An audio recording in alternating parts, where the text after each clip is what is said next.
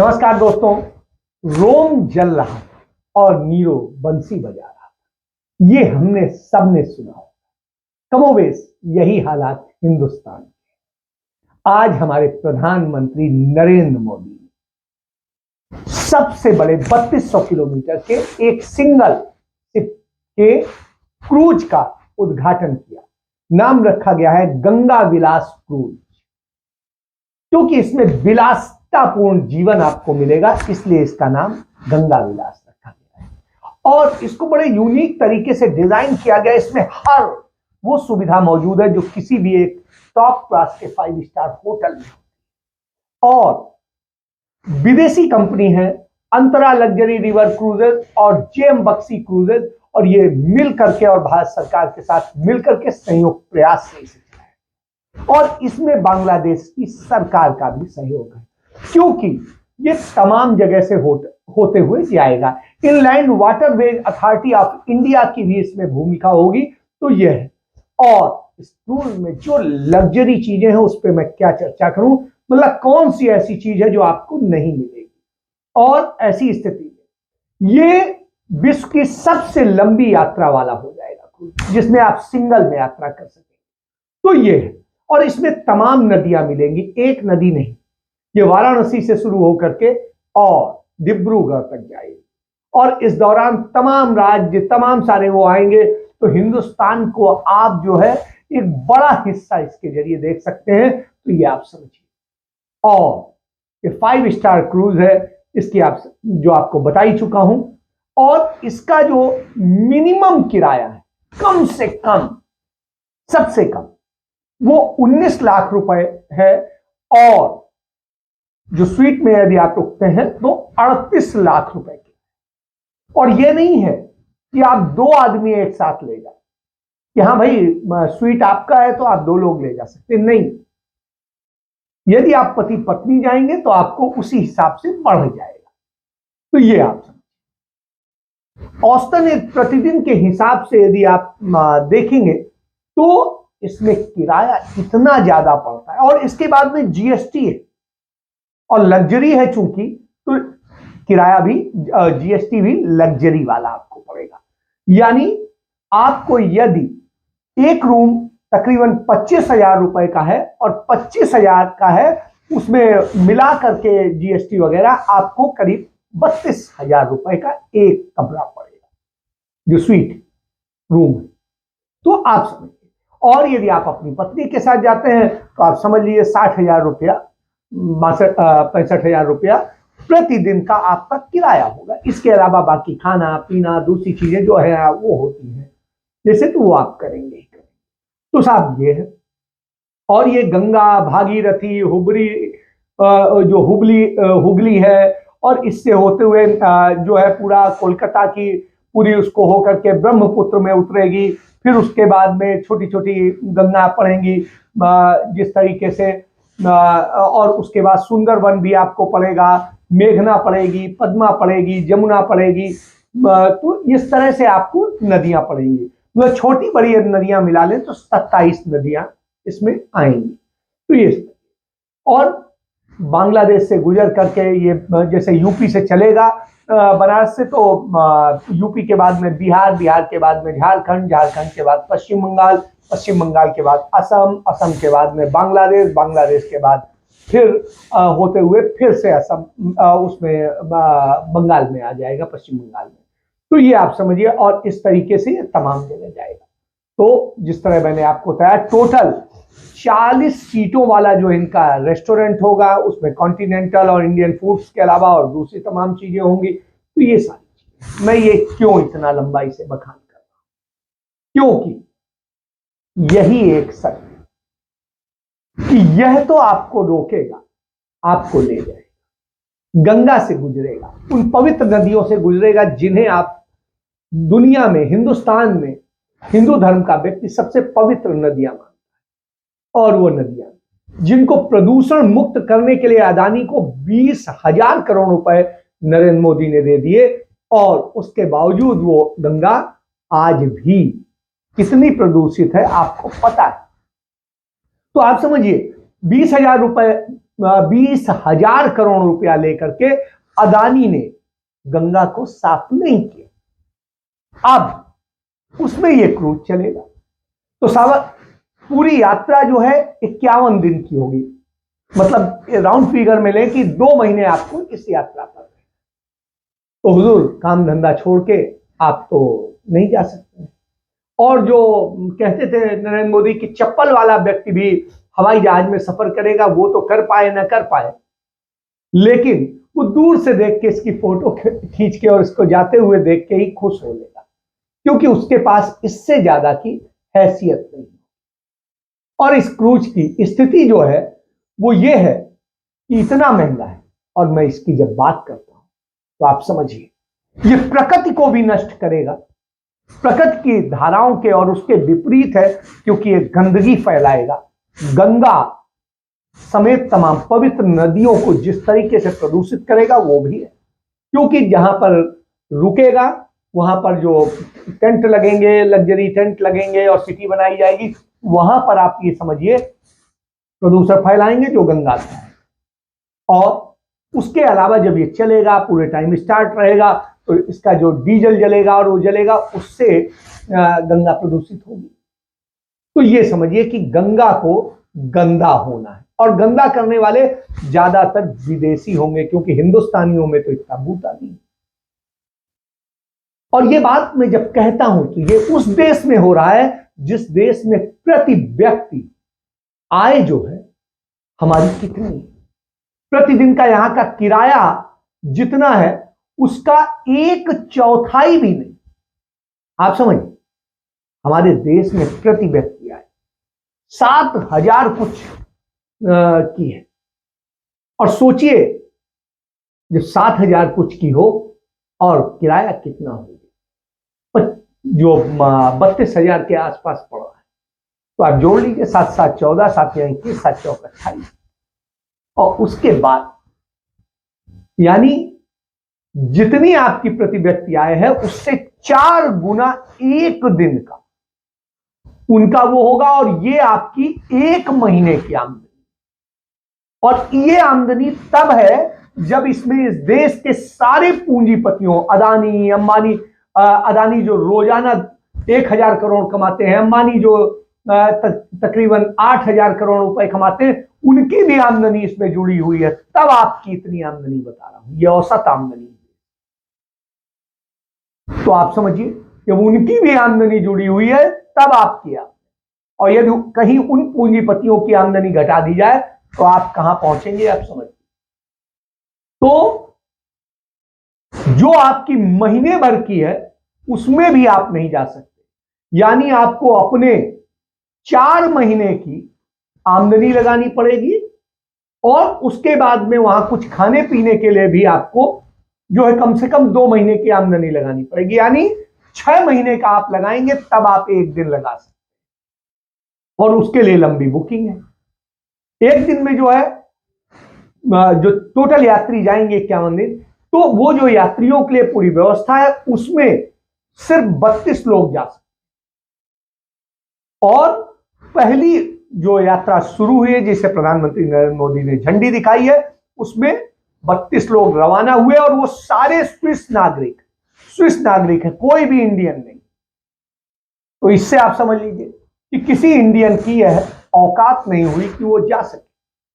तो पैसा कहां कमाना है और किसको कमाना, तो यह आप समझ लीजिए। और प्रधानमंत्री कहते हैं इससे बड़ा रोजगार मिलेगा। तो रोजगार क्या मिलेगा साहब, 32 आदमी होने जाने हैं, उसके साथ में जो क्रूज चलेगा उसमें जो 10-12 लोगों को नौकरी 15 को मिलनी है वो हो जाएगी पूरे उस सिस्टम के मुताबिक। और उसके बाद में कोई वो जाके बाहर उसमें तो जाके खाना नहीं खाने जा रहे हैं, वो तो खाना आपके यहाँ है, आपके रेस्टोरेंट में, आपके उसमें, तो सारा कमाई 1-2 कंपनी को होनी। तो आप समझिए एक कुछ मतलब कुछ भी नहीं, 2 कंपनियों को होनी है सारी कंपनी, और उन 2 कंपनियों को कमाई कराने के लिए नरेंद्र मोदी ने यह क्रूज शुरू कर दिया। आप फोटो खींचिए और खुश रहिए कि हाँ मोदी जी मोदी जी मोदी। और ऐसा ही क्रूज उन्होंने अहमदाबाद में शुरू किया था चुनाव के पहले, और फिर क्या हुआ जिस पे चल के उन्होंने दिखाया था आपको याद होगा। और अंततः वो बंद हो गया। कौन करेगा? विदेशी तो कर सकते हैं, बहुत पैसे वाले जो फ्री हैं, जो लोग 2-2 महीने की छुट्टी के लिए निकलते हैं। आप तो नहीं कर सकते, आप रोटी कहां से खाएंगे? यदि आप एक दिन चल गए तो 6 महीने की तो पहले तो आमदनी लगा देंगे, और उसके बाद में आपका तो उस दिन की दिहाड़ी भी मारेगी। तो आप समझिए आपकी स्थिति ये है। चलिए, जब ये बात हो रही है तो ये प्रकृति के साथ, और यही प्रकृति के साथ खेल कहां हुआ? यही खेल हुआ जोशीमठ। और जोशीमठ से लेकर कर्णप्रयाग तक सारी जगह आज दरारें पड़ती जा रही हैं, बर्बाद होता जा रहा है। और जिस तरह से विकास के नाम पर यह पूरा विध्वंस हो रहा है, बर्बादी हो रही है, उसका नतीजा है वहां के लोग बेघर हो रहे हैं, मर रहे हैं। और वो मरने और बेघर होने वाले लोग और कोई नहीं है, वो हिंदू है, जिनको आप कहते हैं हिंदू जाग गया है। वो हिंदू मर रहा है और उसके तीर्थ स्थल मर रहे हैं, उसके देवी देवता मर रहे हैं। आप समझिए, आपने ये काम किया और आप रोकने को नहीं तैयार है काम, आप लगातार कर रहे हैं। उनके तो घर गिराए जा रहे हैं, उन्हें अब तक मुआवजा नहीं मिला। किसी को 5,000 मिला, किसी को कुछ मिला, और अभी तक मुआवजा भी नहीं मिला, कोई चीज नहीं मिली। और जो अहेतुक मिला है, रहने के लिए घर नहीं, कहां जाएं, सामान उठा के कहां जाएं, समझ में नहीं लोगों के आ रहा है। अपने रिश्तेदारों के यहां कोई शरण ले रहा है, कोई कहीं ले रहा है, कुछ जिसके पास कुछ नहीं है तो वो जाकर के इनके शरणार्थी की तरह से उसमें एक कमरे में 10-10 परिवार रह रहे हैं, 10-10 परिवार। कल्पना करिए, ये 10, और ये मोदी जी करते थे। ये हिंदू, तो हिंदू जाग गया था, इसलिए ये हालत हो गई। आप समझिए। और इसको लेकर के भारतीय जनता पार्टी की नेता रही, और उस समय तत्कालीन नेता प्रतिपक्ष थी कौन? सुषमा स्वराज। उन्होंने बहुत बेहतरीन बताया। खंड में विकास के नाम पर जो होड़ लगी प्रकृति से छेड़छाड़ करने की, पर्यावरण को प्रदूषित करने की, नदियों पर बांध बनाने की, ये उसका नतीजा है। हम किसके लिए विकास कर रहे हैं?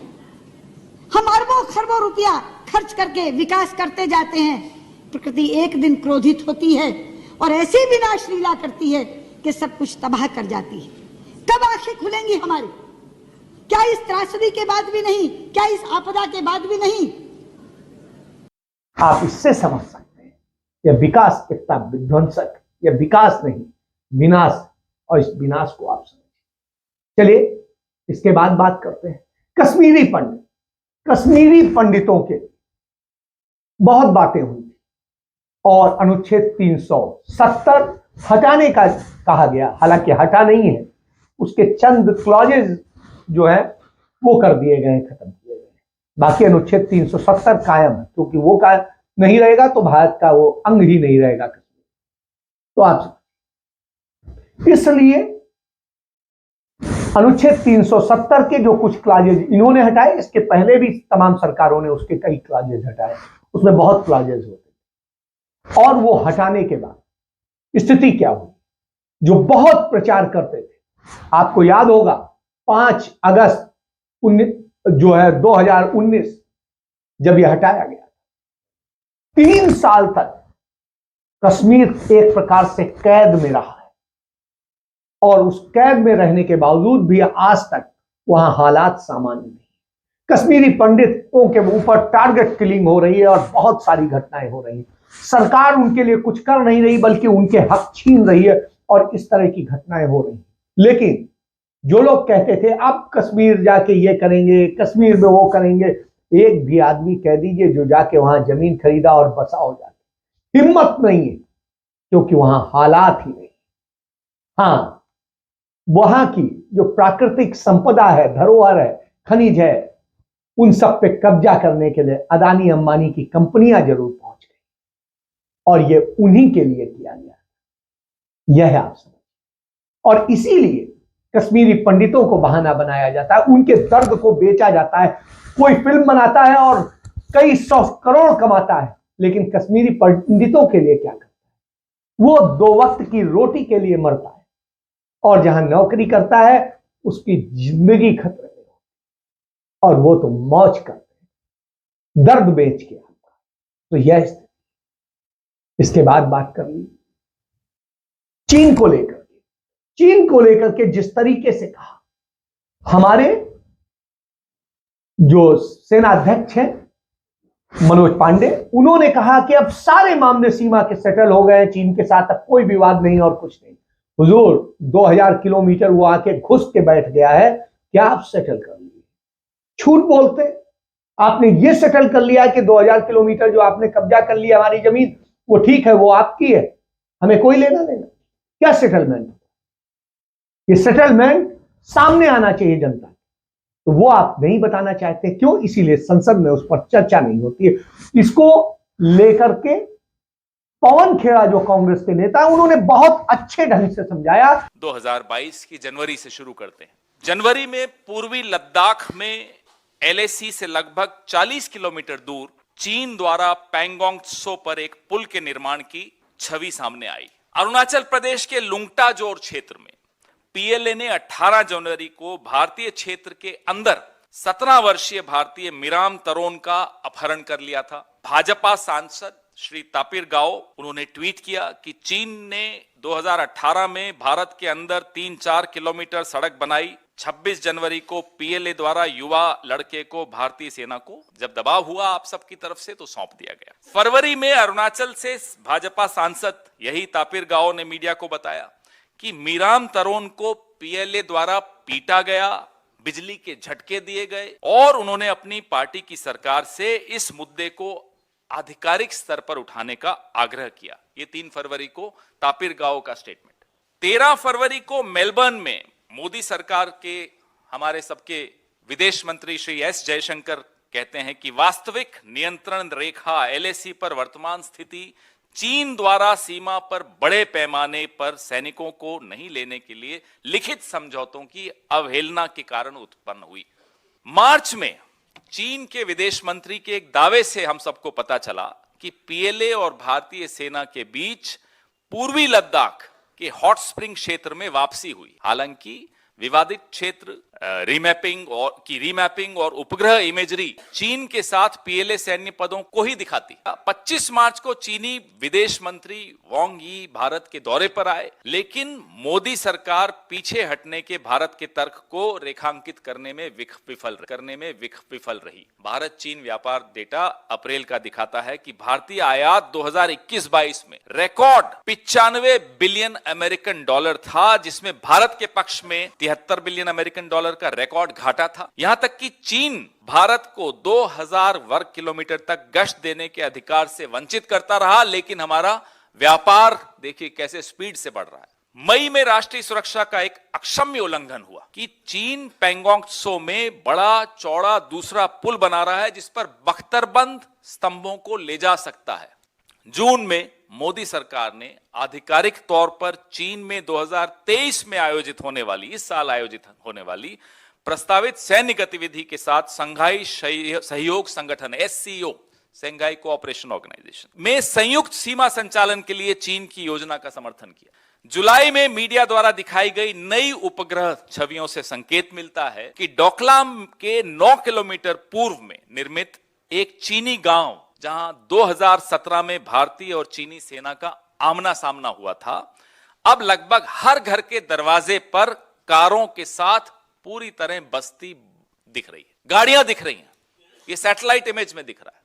अगस्त में विशेषज्ञों की उपग्रह इमेजरी से पता चला कि पीएलए की सतह से हवा में मार करने वाली मिसाइल साइट डोकलाम के उत्तर में सिर्फ 50 किलोमीटर दूरी पर भारत, भूटान और चीन के बीच में जो ट्राई जंक्शन सीमा क्षेत्र है, जो मार्च 2022 से हो रहा है, अब पूरी तरह चालू।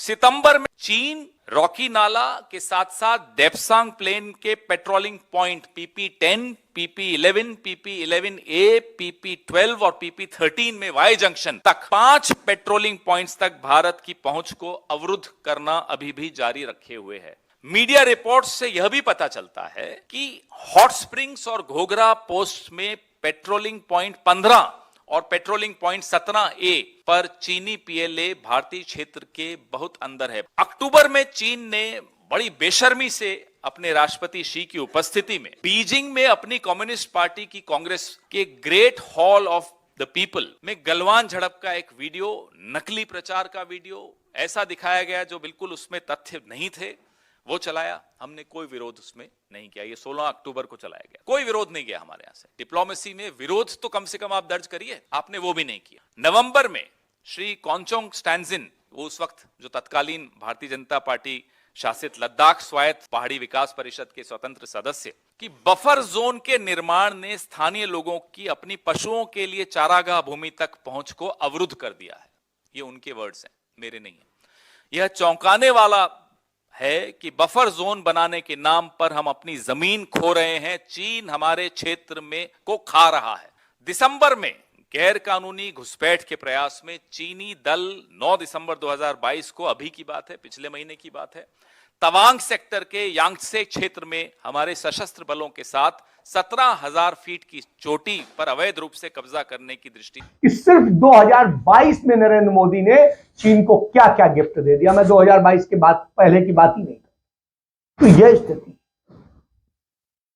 आप देखिए। इसके बाद आप बात करें कश्मीर बर्बाद, आप बात करें उत्तराखंड की स्थिति खराब हो रही, जहां जहां प्राकृतिक संपदाएं हैं वहां कब्जा हो रहा है। असम में हो, झारखंड में हो, छत्तीसगढ़ में हो, या और तमाम सारे राज्य, गुजरात में हो, वहां सब जगह आदिवासियों की जमीनें और सारी प्राकृतिक संपदाओं पर कैसे अदानी अंबानी के कब्जे कराए जाए, इसके लिए आप काम करें। तो यह आपकी नीतियां है। और जब ये नीतियां होती चलती, और एक बहुत बड़े समाजवादी नेता हैं थे शरद यादव जी, उनका निधन हुआ। उनके निधन पर मैं उनको सादर नमन करता हूं। राहुल गांधी की आज भारत जोड़ो यात्रा का ब्रेक डे था, तो वो वहां आज उनको श्रद्धांजलि अर्पित करने गए, और वहां से निकल के उन्होंने इतनी बड़ी बात कही। पब्लिक मीटिंग खत्म होने के बाद सब वापस जा रहे थे, तो मैंने उनको देखा, वो सड़क पे चल रहे थे। काफी मतलब वहां पे कंफ्यूजन था, सब नेता निकल रहे थे, तो मैंने उनको देखा चलते हुए। तो मैंने कहा, शरद यादव जी आप हमारे साथ चलिए। तो मैंने उनको गाड़ी में बैठा दिया, और फिर मैंने उनसे कहा कि शरद यादव जी, मैं जानता हूं कि आप राजनीति को बहुत गहरी तरीके से समझते हो, तो मैं अगले 2 घंटे का रास्ता था, मैंने कहा कि मैं अगले 2 घंटे कुछ बोलूंगा नहीं, बस मैं आपकी राजनीतिक अनुभव जो है उसको मैं समझना चाहता हूं, तो मैं चुप हो जाऊंगा, आप बोलिए। तो उन्होंने 2 घंटे मुझे हिंदुस्तानी राजनीति के बारे में, उनकी क्या राय थी, उनकी क्या व्यू पॉइंट थी, ये समझाया। फिर उन्होंने, जो ऑपोजिशन के लीडर थे, तो मेरी दादी के साथ उनकी काफी मतलब राजनीतिक लड़ाई हुई थी। तो फिर उन्होंने मुझे बताया कि राजनीतिक लड़ाई थी, मगर मेरी दादी और उनके बीच में इज्जत और प्यार का, मोहब्बत, रिस्पेक्ट का रिश्ता था। और जो वो उन्होंने मुझे 2-3 घंटे में बताया, वो एक रिश्ते की शुरुआत थी। और मैं शरद यादव जी से बहुत सीखा हूं। कि मैंने उनसे सीखा है, कितने महान थे, उनसे कैसे सीखा है, यह भी आप। इसके बाद आप जब देश की बात करते हैं, तो जब आप देश की बात करते हैं, तमाम सारे विषयों पे बात करते हैं, तो आप भूल जाते हैं कि देश हमारा है और देश के लिए करना हमारी जिम्मेदारी। लेकिन आप चंद पूंजीपतियों के लिए काम करते हैं, और उसका नतीजा क्या है? आप प्रवासी दिवस पर खूब बोलते हैं कि आइए, भारत में तो निवेश के बहुत आकर्षक मौके हैं, बहुत सारी चीजें हैं, और सब कुछ आप समझा रहे होते हैं, और तभी आरबीआई का डाटा आ रहा हो, और आरबीआई का जो डाटा आता है वो बताता है कि भारत से जो विदेशी निवेशक थे उन्होंने तकरीबन 2.5 लाख करोड़ रुपया एक साल में निकाल लिया, भारत की बाजार से निकाल। अब आप समझिए, एक तरफ आप प्रवासी भारतीय सम्मेलन करके तमाम दावे करते हैं और दूसरी तरफ प्रवासी भारतीय हो या विदेशी निवेशक हो, वो अपने पैसे निकाल के भारत से जा रहे हैं क्योंकि भारत में कारोबारी माहौल ही नहीं। चंद पूंजीपतियों को आपने पूरा देश सौंप दिया है। यही तो बार बार राहुल गांधी कहते हैं कि आप सिर्फ कुछ पूंजीपतियों को, अपने मित्र पूंजीपतियों को देश सौंप, देश बेच रहे। तो यह है आपका चरित्र, और जब यह चरित्र हो तो इस देश के लोगों को चिंता करनी चाहिए, क्योंकि आप तो करेंगे नहीं। कश्मीरी पंडित मर रहे हैं, उत्तराखंडी मर रहे हैं, झारखंडी आदिवासी मर रहे हैं, और वहीं के नहीं पूरे देश में आदिवासियों की जमीन छीनने का आपने काम किया है। उनके हक मर रहे हैं, वो मर रहे हैं। दूसरी तरफ आप प्रदूषण फैला रहे हैं। दिल्ली दुनिया की सबसे प्रदूषित राजधानी हो गई है, गंगा सबसे प्रदूषित हो गई है। न्यायपालिका तक इसको लेके चिंतित है और उसके नाम पे पैसा उन्हीं को कमवा रहे हैं और फिर ये क्रूज चला के और गंदगी बढ़ाने का काम कर रहे हैं। तो आप किसी को कुछ नहीं बचा। असल में आप कमाने के लिए और अपने एजेंडे को अपने लिए सेव कर रहे हैं, किसी और। इसके साथ मैं बात समाप्त करता हूं। जय हिंद, जय भारत, वंदे मातरम।